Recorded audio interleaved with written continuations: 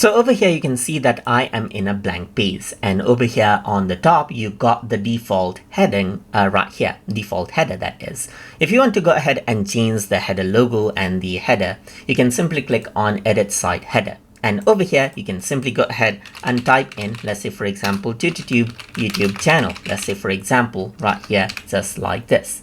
So now you can see that you also have an option to go ahead and change around the site logo and alternative text. As I type it, you can actually see that it has already changed right here. You can turn the site logo on or off, and you can see it is dynamic.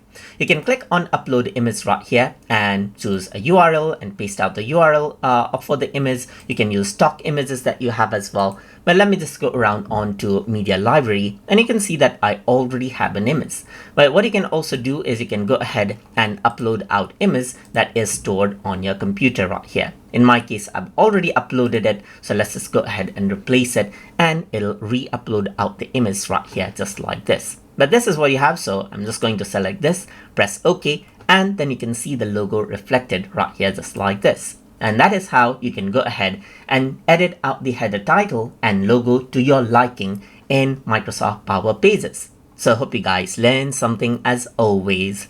And as always, please like, comment, share, and subscribe.